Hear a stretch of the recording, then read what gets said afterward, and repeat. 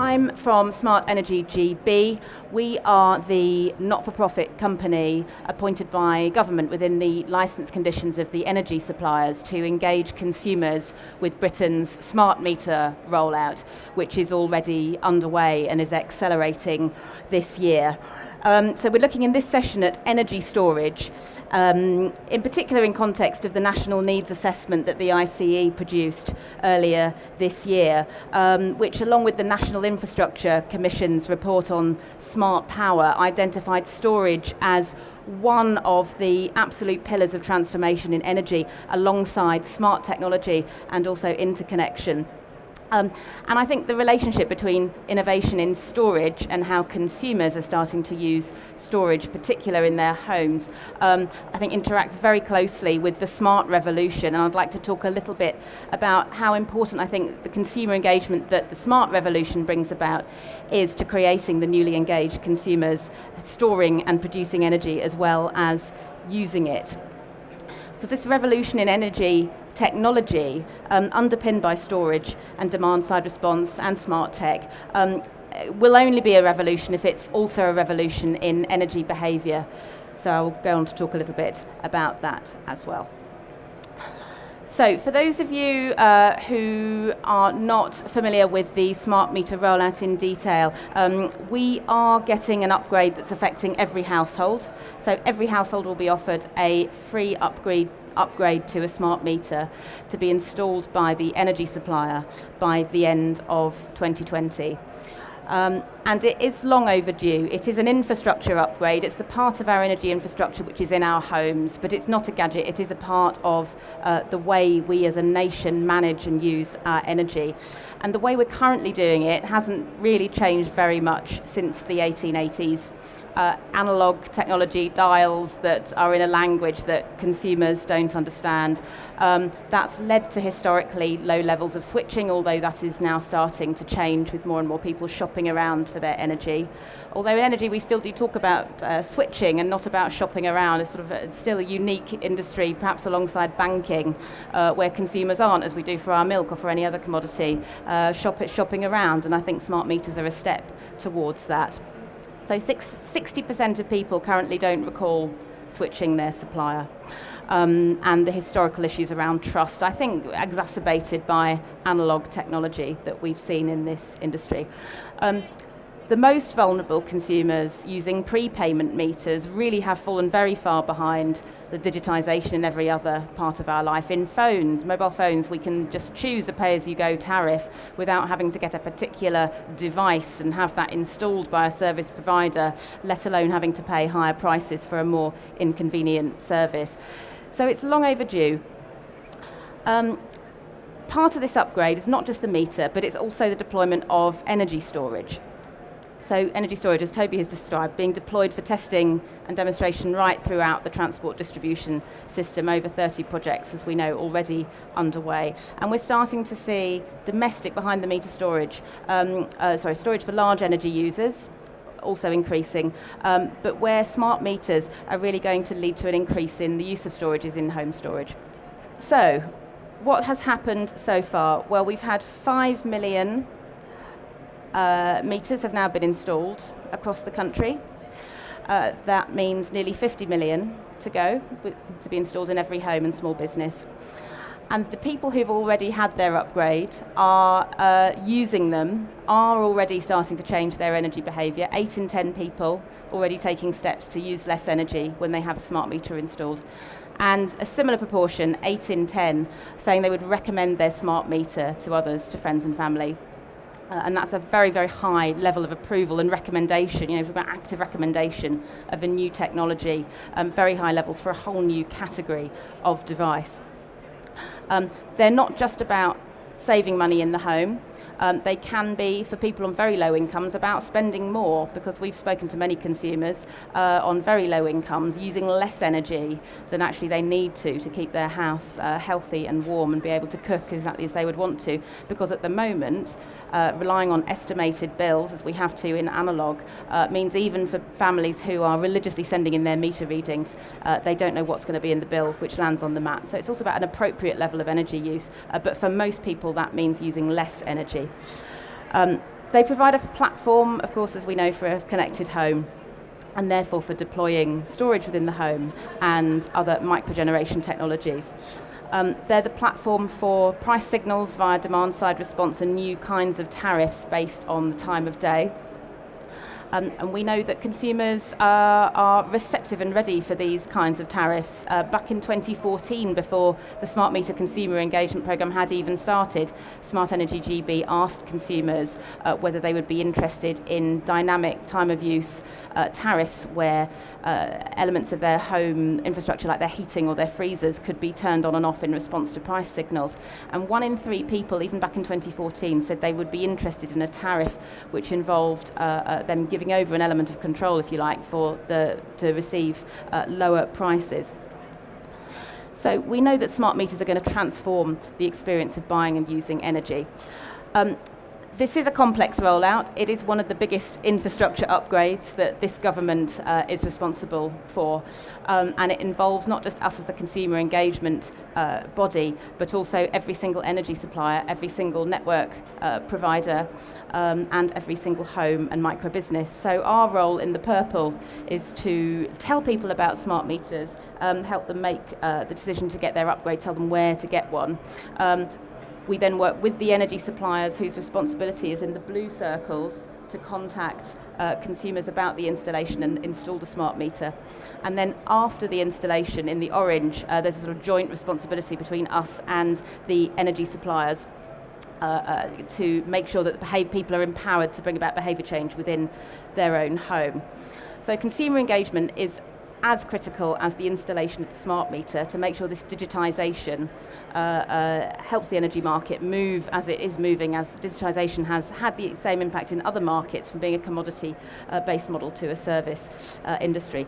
And our campaign is already having a great impact in energising people in an area of their lives where they've not been at all interested in the past. There's been very little reason to interact with the meter in the past, but after 2 or 3 years of Smart Energy GB's campaign, 2 in 3 of the population already recognise our campaign, and 1 in 3 people understands in detail what a smart meter is, what it does, and where they can get one, which is absolutely the level we want to see. So we know smart meters are making energy visible, and we know that that's not just benefiting them in their homes, but also delivering national benefits in terms of more engaged consumers shopping around and bringing their energy use down. So what's happening in the home is part of a journey on the part of consumers towards being producers and storers of energy, but we know that in terms of messaging and engagement, people engage with a smart future when there is a service being offered to them that they can take up and use.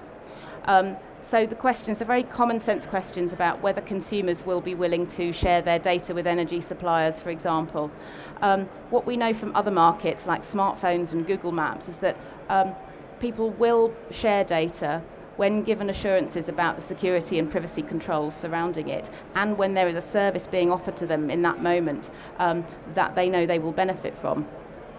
Even so, even before we're at that stage with time of use tariffs available from some suppliers but not yet in a widespread way. But even before then, we're seeing very, very low levels of concerns about things like security, privacy and health, which is really encouraging to see. We speak to 10,000, to make sure we know about these concerns and these questions as well as the benefits. We speak to 10,000 people twice a year as part of the largest independent survey into energy use and smart meters. And we know that 87% of people with smart meters have a better idea of their energy costs.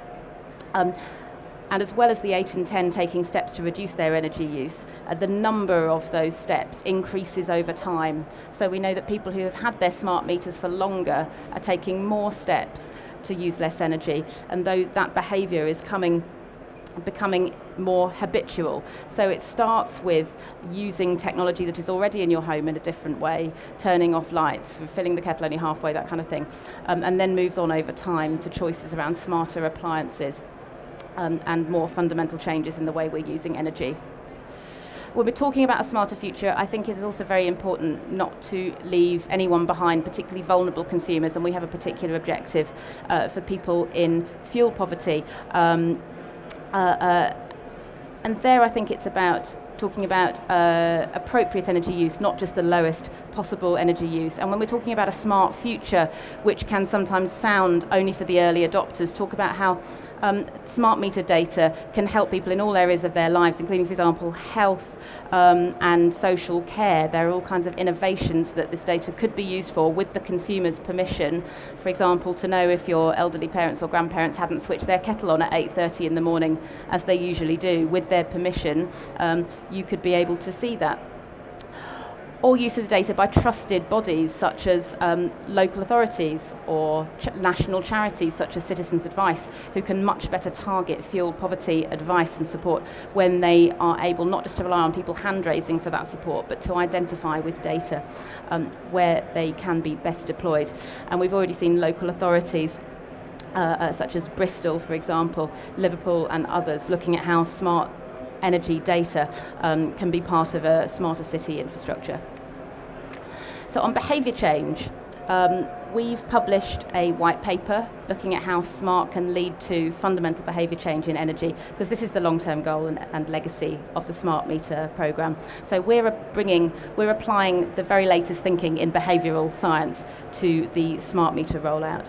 We know it's already delivering behaviour change benefits, but we also know that that needs to be sustained and that the technology needs to be used to its fullest extent to engage entire families with what they can do with smart data. So, for example, we're doing a trial right now with a group of Welsh schools, because we know that households with school-age children are making even bigger energy savings than the average family. So the Internet of Things, and as you may have seen from our advertising at the moment, we're currently talking very much about immediate benefits, but also taking consumers on a journey to a place where smart meters will provide a platform for a more connected home. We know that this is something not only of importance to households, but also to business leaders. And we know that 86%, for example, of companies we surveyed said they thought smart meters were good for the economy. So it's not just about the benefits that the Internet of Things can bring in the home, but the opportunities for British innovators to make the absolute most of the new platform. It's also about engaging consumers, not just in their own homes, but in the places and the communities that they live. So we know that cities are facing infrastructure challenges as never before. Population density and energy demand, the electrification of transport and of domestic heating, the increasing number of older citizens. Smart meters can be part of helping cities and communities to meet these challenges in the future. And many councils around the country are already starting to prepare for that future. We're helping cities as well as energy suppliers engage consumers with the smart future through what we've called our REAL ratio. And this is a model that we're offering to cities and policymakers in cities to help make sure that smart city policy development is as consumer-centric as possible. And it was great to team up with the ICE earlier this year to launch our white paper on the REAL ratio to engage city policymakers. So this tool helps rate the extent to which a city plan or a smart technology project can help meet the outcomes real people, as we call them, care about in the areas of resilience, efficiency, affordability and livability, because of course smart cities will only be as smart as their users. And we do know that, of course, the energy market is changing, and this week we're also publishing a white paper by Sir Geoff Hardy at Imperial College, looking at the different kinds of organisations that consumers of the future might be buying their energy from. And each of these that Dr. Geoff Hardy goes through, so he looks at peer-to-peer, third-party control, and energy service companies. In each of them, smart meters are a key pivot, and there is also a use of distributed storage, such as home batteries, playing a vital role in helping the consumer transform in the power they're able to control within this market. So peer-to-peer, for example, and the sort of community sharing of energy very much incentivises homes to purchase home storage, but they'll only be able to make the best use of that with a smart meter, being able to see very visually what they're spending and storing, what they're generating and storing, as well as what they're spending. So the digital revolution is having a big impact, not just in homes, but for behaviour change nationwide. Interacting with storage is an essential upgrade to our national infrastructure and well underway. Thank you very much. Just a quick question. You talked a lot about it from the consumer's perspective. I just wondered whether you guys have any views around the extent to which smart metering is going to impact the electricity markets and which markets those might be, whether it's wholesale, half-hourly balancing, or is that outside the remit of what you guys are about? It is outside our immediate remit in terms of where the supply is going to come from, but what we do know is that consumers are increasingly interested in that being secure and in them being able to exercise the control that they can do, and increasingly to sort of play their part in making that all greener and more secure. I think in practical terms, of course, if you ask consumers how much of a part they want to play in storing energy and in using renewable sources, they sometimes say they want to do those things more than they actually do, but saying and sort of committing, if you like, to doing it, then when given the technology to make that a reality, I think is what consumers need when they go along that journey.